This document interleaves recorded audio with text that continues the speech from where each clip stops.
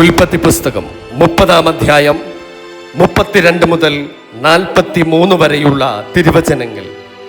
ഞാൻ ഇന്ന് നിന്റെ എല്ലാ കൂട്ടങ്ങളിലും കൂടി കടന്ന് അവയിൽ നിന്ന് പുള്ളിയും മരവുമുള്ള ആടുകളെയൊക്കെയും ചെമ്മരിയാടുകളിൽ കറുത്തതിനെയൊക്കെയും കോലാടുകളിൽ പുള്ളിയും മരവുമുള്ളതിനെയും വേർതിരിക്കാം.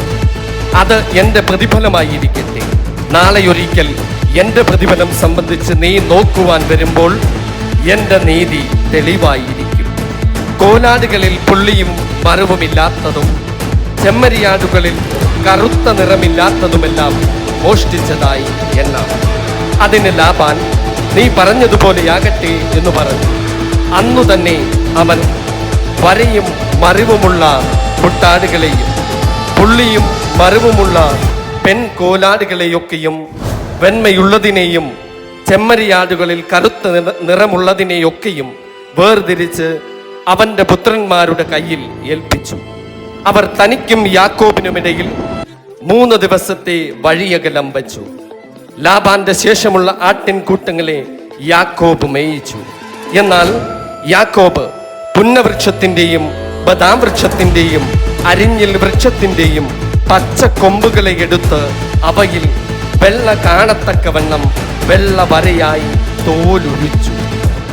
ആടുകൾ കുടിപ്പാൻ വന്നപ്പോൾ അവൻ താൻ തോലുരിച്ച കൊമ്പുകളെ പാത്തികളിലും വെള്ളം പകരുന്ന തൊട്ടികളിലും ആടുകളുടെ മുൻപിൽ വെച്ചു.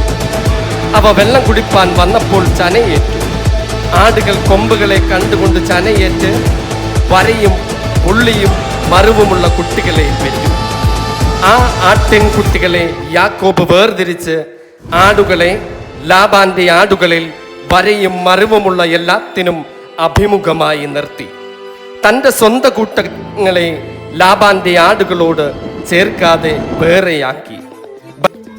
ബലമുള്ള ആടുകൾ ചനയേൽക്കുമ്പോഴൊക്കെയും കൊമ്പുകളെ കണ്ടുകൊണ്ട് ചനയേൽക്കേണ്ടതിന് യാക്കോബ് ആ കൊമ്പുകളെ പാത്തികളിൽ ആടുകളുടെ കൺമുൻപിൽ വച്ചു. ബലമില്ലാത്ത ആടുകൾ ചനയേൽക്കുമ്പോൾ അവയെ വച്ചില്ല. അങ്ങനെ ബലമില്ലാത്തവ ലാബാനും ബലമുള്ളവ യാക്കോബിനുമായി തീർന്നു. അവൻ മഹാസമ്പന്നനായി. അവന് വളരെ ആടുകളും ദാസീദാസന്മാരും ഒട്ടകങ്ങളും കഴുതകളും ഉണ്ടാകുകയും